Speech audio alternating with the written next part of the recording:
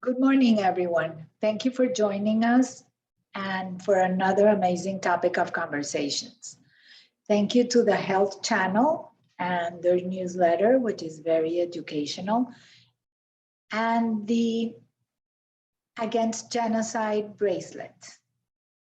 And today we are honored to have Paul Abad with us from Banesco. So welcome, Paul.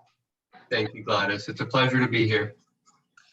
And I just have to say that Banesco has been an amazing partner of the Power of the Heels. So thank you for that. I know that you're a champion of our organization and we really appreciate it. But the reason I wanted to invite you today is not only because you have been giving a leadership award, you have been in the media lately as an upcoming star, but I also wanted to ask you, you're a leader in the LGBTQ community, and I know that growing up has not been easy. And for some people out there, this is a very difficult conversation. So I wanted to start with that. Tell us a little bit about yourself, where you grew up, how was it, and then we'll continue with the good part. Wonderful. Thank you so much again for being able to speak on this platform and being able to share my message. As you're aware, I am a South Florida resident. I grew up and was raised here in Broward County. Went to schools such as Sheridan Park, Embassy Creek, Walter C. Young, and Flanagan High School. So Broward has been my home for many, many years. But the plight of an LGBTQ plus individual growing up in the 80s, early 90s, and early 2000s was a very difficult one.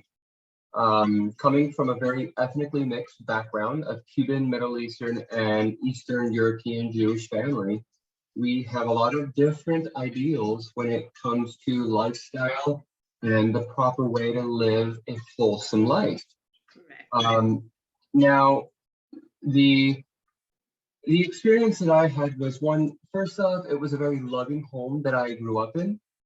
But the disconnect between religious views and societal views was where we met at the crux of this juxtaposition between what was expected of myself and growing to marry a woman and have a family versus the reality of me being in a same-sex relationship and still trying to go through that lifestyle, trying to have a family.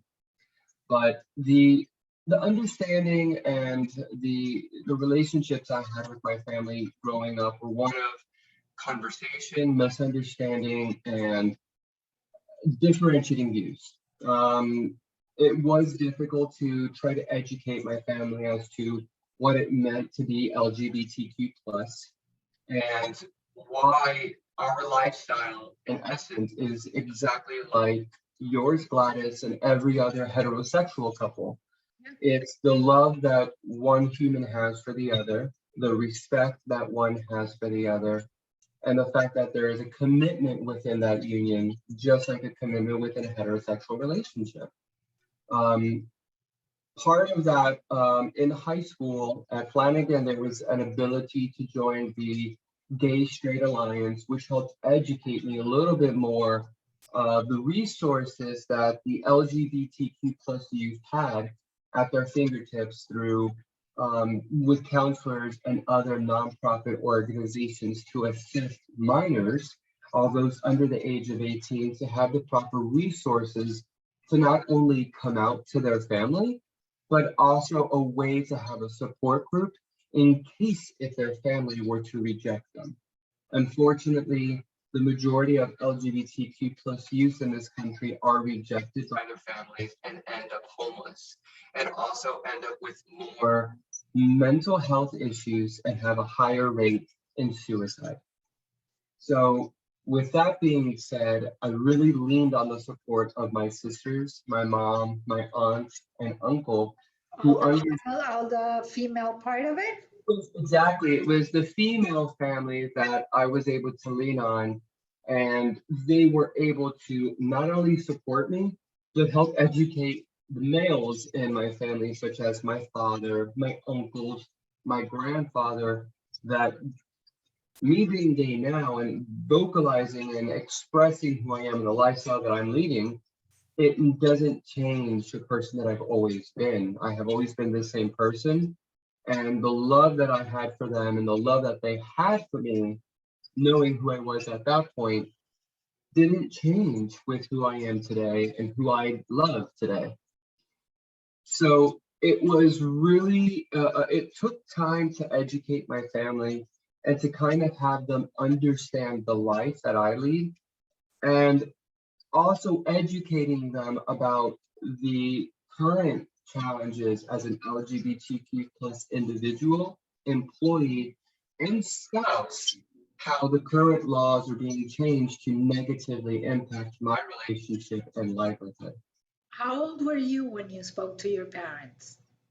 I first came out officially at 18 years of age, but through the years of 16 and 17, more characteristics of my being were being acknowledged as a little bit more effeminate, which is where the males in my family would take a little bit more of a hostile approach to manning me up, and would take to certain verbal abuses as well as slight shoving, which they had thought was to toughen me up. So the misunderstanding and the disconnect between verbal and body language and the type of um, if anything, the type of actions that they thought were appropriate to try to manly me up were more negative. That It's it's really disconnect because it's not about manning you up. correct. It And was more about the support and showing love for the family, for me being their family member, being their child, their nephew, their grandchild, was more of the support that I was hoping to have. And it took many years to educate that side of the family, the men in my family, that being gay was not being lesser of a person, lesser of a man, but the fact that I have a different way of loving and a different way of showing who I am in society. Um, you that's know, the respect that correct. comes to play. That Exactly. it doesn't matter what you believe in, it's the same as religion. Exactly. But let me ask you something. What is the plus? Because I've always heard LG and not LGBTQ plus, yes. So our community continues to evolve. And when we say evolvement is that our community is understanding that, yeah, there are more labels, but within humanity itself, there are so many different ways an individual can live their true authentic self. We do have individuals who are identifying as non-binary, individuals who realize that they don't conform to a specific a title or group of being on how they live their life and how they love an individual. A non-binary person or an asexual person can fall in love purely with the human that they see in front of them without the concept of looking into sexual identity, whether they're male or female, how they identify. It can be just the love for the human that you see before you. You have individuals who recognize as trans, who are born male and recognize themselves as female, and vice versa. In today's day and age, you see more on social media and on platforms such as LinkedIn, where you have designations as he, him, his, they, them, theirs, she, her, and other type of designations, correct. so that we can educate the community as to how we self-identify, how we view ourselves within the community, and how we would like to be approached, and how exactly the proper pronouns and how to address us as individuals, what our preference is. In today's day and age, everyone's living their own life. Everyone's trying to live a genuine life, and the community at large is trying to just preach love and living in love. Because when you can live in love, we can kind of let go of our ego, let go of our biases, and let go that Stereotype on how you're supposed to live. Gladys, and every day, best example, I asked my rabbi, as a Jewish American, I did ask my rabbi, I'm like, Rabbi, what is the number one religion? What type of Judaism should we choose? And the best response he could give me was, Paul, out of the 14 million Jews, there's no one right way to live or practice. We all practice differently, and we all see something in the Torah that we all have something that we value over the other. And in today's day and age, that's the exact type of life that we are living. To put it in perspective, let's just call travel. Some people would prefer to travel via cruising. Others find that confining and would probably just book a trip and explore the country on their own accord. In today's day and age, that's exactly how we should all allow each other to live our own genuine life and be true to who we are. And the fact of the matter is that a lot of society wants to continue to put us in a box, tell us how we live, and tell us who we can love and how to love them. So when we talk about genuinity and love, how can one entity or one person put that type of box over another and say, this is how you're going to live because this is how I want you to live? But that's not a genuine life, Gladys. How can we have you as a Hispanic American conform to being an Anglo American when that's not who you are? So diversity, inclusion, and equity is something that I find to be very important in who we are as a community, and really trying to educate, but respect the differences that we have, because I really think that's what makes community so much more powerful and can create a tight-knit group of people who can protect each other and allow each other to be who we are. But what part did religion play in your life? Because I know that religions are very against, and especially, for example, in the Jewish Orthodox, it's like, no, it doesn't exist. Yeah, and that is also a very interesting thing, because I was raised in three different religions. My family being so ethnically mixed and coming from many climates and geopolitical climates from around the country and international. We grew up with predominantly on my father's side Catholic and Jehovah's Witness, and on my mother's side was Judaism, and through marriage, Syrian Orthodoxy. Oh my God. Yes. So to put it in perspective, I literally had a whirlwind of religion, not just thrust upon me, but it really gave me the ability to understand the perspectives of all of these religious groups. The group, believe it or not, Gladys, that I have actually found to be the most welcoming has been the Jewish community. Oh, really? Yes, believe it or not. I currently sit on the Young Leadership Division Board for the Jewish Federation of Broward, and I work very closely with different Orthodoxy groups, Reform groups, and conservative groups. And they've all mentioned the same thing: a Jew is a Jew is a Jew, and it's not for us to pass judgment, it's for God to pass judgment. And even while I was going with the Chabad, which is a very Orthodox group, they are the most traditional of the different types of Judaism. They will not provide gay marriage, but they are very much about inclusivity, education, and continuing the Jewish life. So with me marrying my partner, we are continuously invited to our rabbi's house to break bread with them.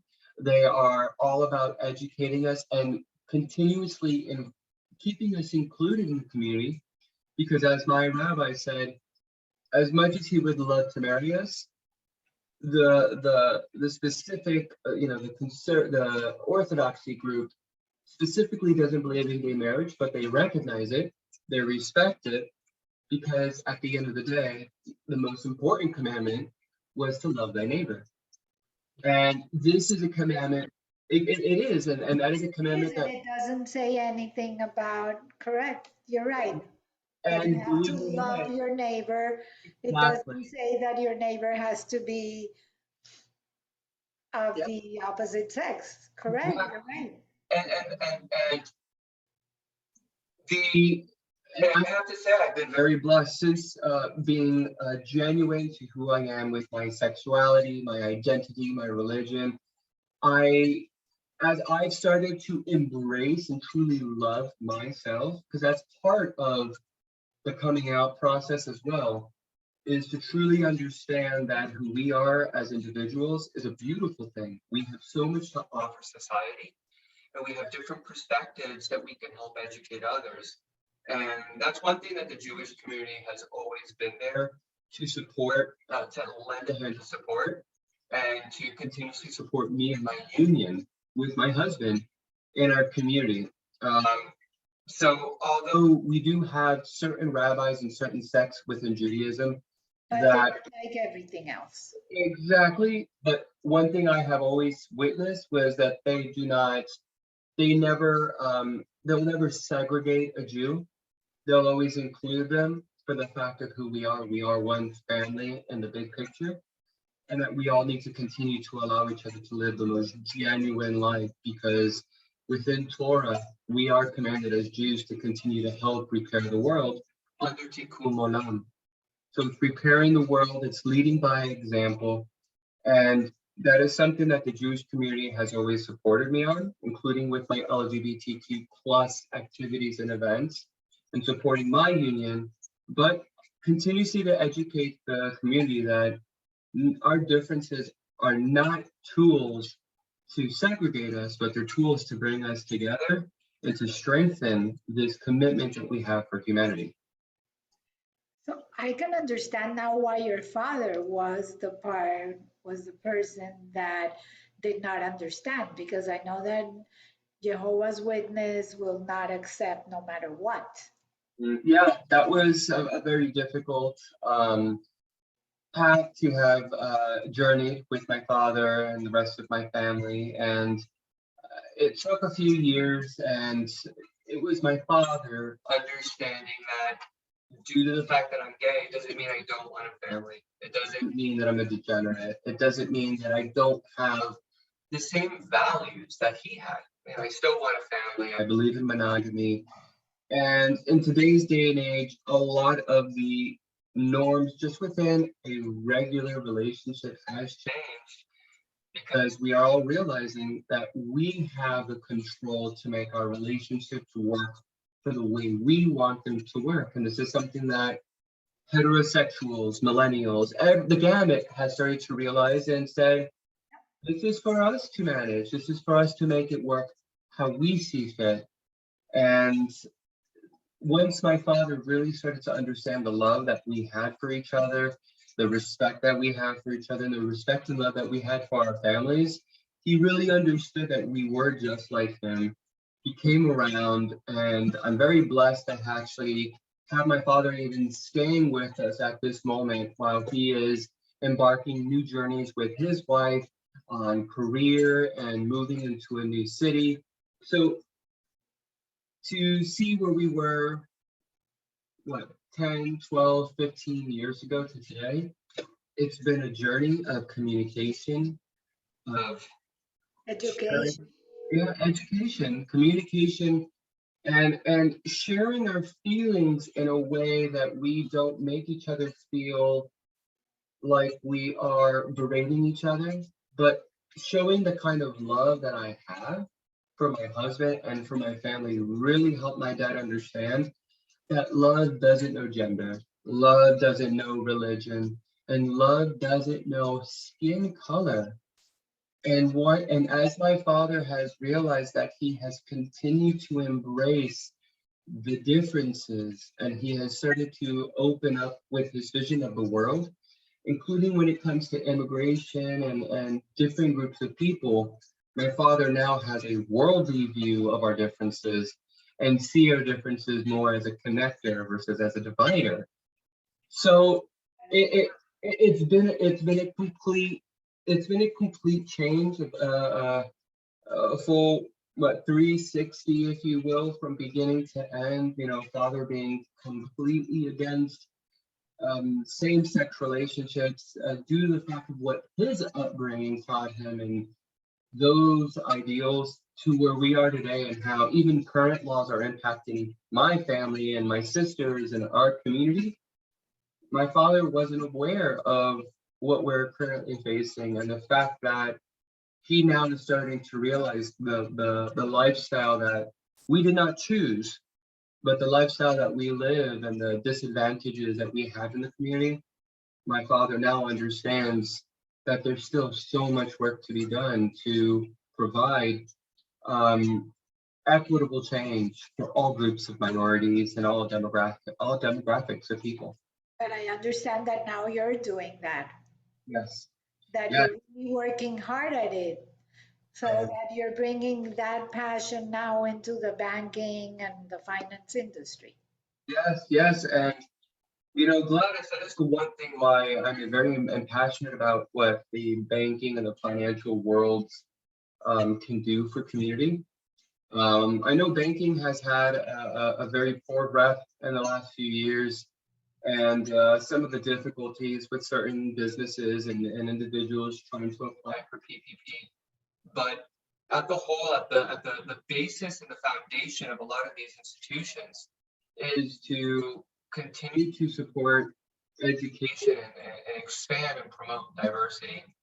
Because we have seen, and it's been countless of times, when we engage these groups of people from different backgrounds and different ideals and ideologies and what we see that is important to us in community, we're able to share these ideas and collaborate on how we can provide impactful programs and solutions to these communities, such as working with SCORE and junior achievement to promote financial literacy, to educate our businesses on different programs and grants that they're eligible for, whether they're a minority-owned business, an LGBTQ plus business, or a woman in business.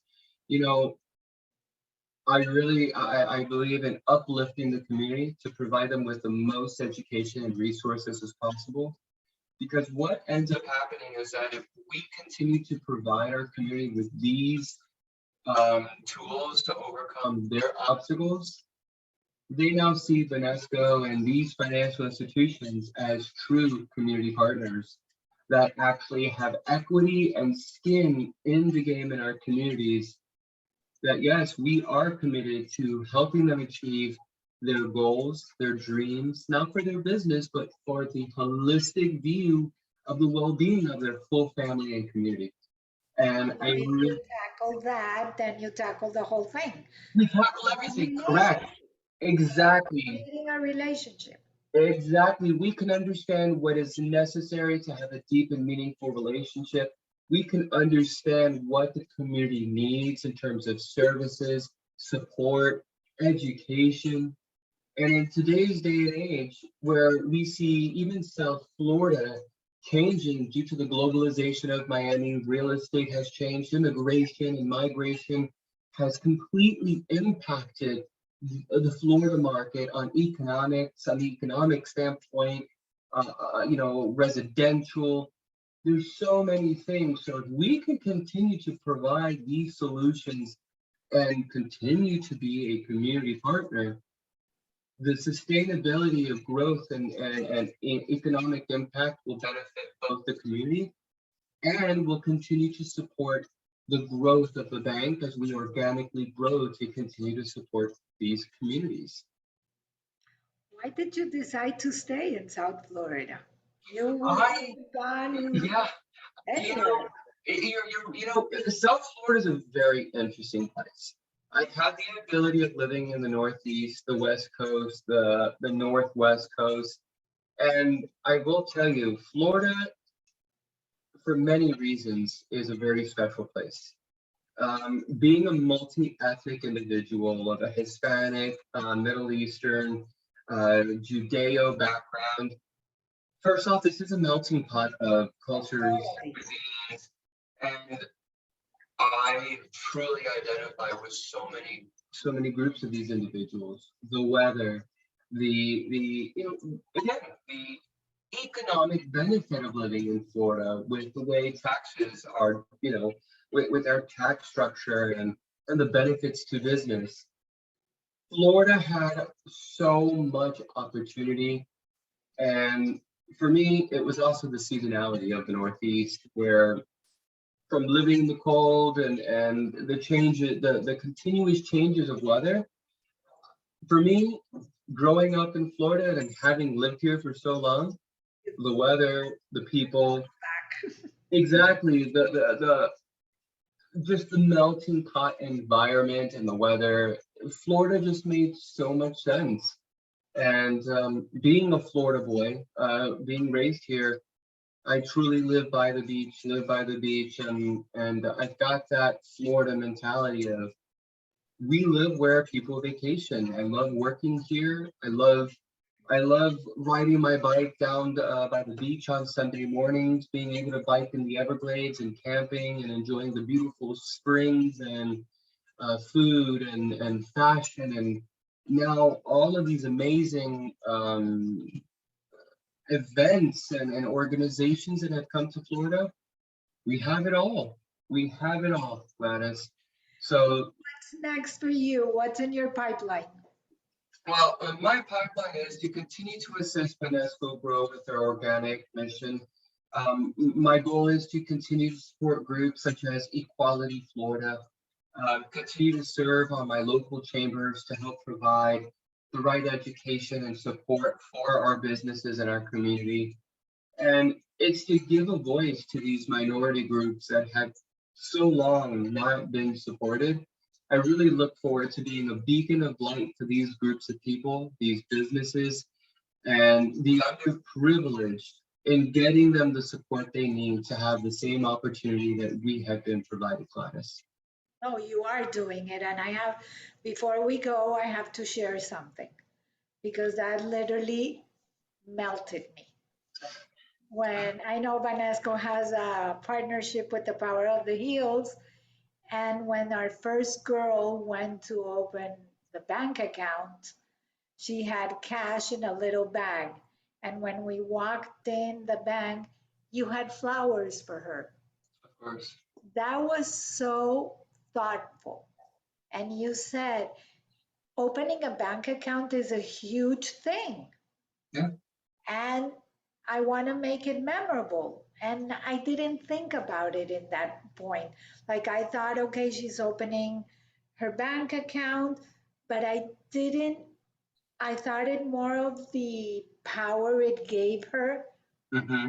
of a path towards financial independence Exactly. than a memorable experience and a memorable thing of being her first bank account. You know, and I really appreciate that, Gladys, and you're really giving me the chills right now. No, no, that day, For me, it's truly about making an impact. It's truly about making the experience worth its while. And for that young lady who came into our office through your Power of the Heels program, which is a beautiful program, and I applaud you for what you're doing for these young ladies and these students and help educating them because financial literacy has been neglected in our public schools. After the public funding had been diminished with programs such as Home Ec, which help teach these students how to integrate into society, we understand the need for your program, and we understand that although for us adults, we see it as an empowering tool for her to have an account. I could remember when I was 16, 17, and 18, the intimidation I felt around banking, the lack of knowledge, the lack of understanding but it was also the lack of help that I received from the bank that put me into her shoes. And I wanted her to have the best experience. And I wanted her to take away that banking is an empowering, focus in a young individual's life. Because if she's able to understand today the meaning of managing her spending and her bookkeeping and her saving, then tomorrow we would have provided another young adult to make financial, equitable decisions, smart decisions, and we will have someone who's going to be succeeding in her future and hopefully passing on that dream and mission to others around her. And disrupting the whole poverty cycle from where they're coming from. Exactly. But to give you just an update, she just got a job and she managed to link her account so that some of her payment was going directly to her bank account so she could save. That is That is like priceless. that to me is the icing on the cake. To Correct. hear that she is growing from this and that she's moving forward on her journey to adulthood and engaging with employment and really taking charge of her banking success. That's what this is all about. That's what Right? it's all about. Yeah. It's these little wins become big wins. And I look forward to seeing her make big moves in her future and career. Well, thank you. Thank you so much. It was really educational, and I hope everybody can relate and learn from this. And to everyone, thank you. Have a wonderful week, and above all, stay safe. Thank you, Gladys. Goodbye, everybody.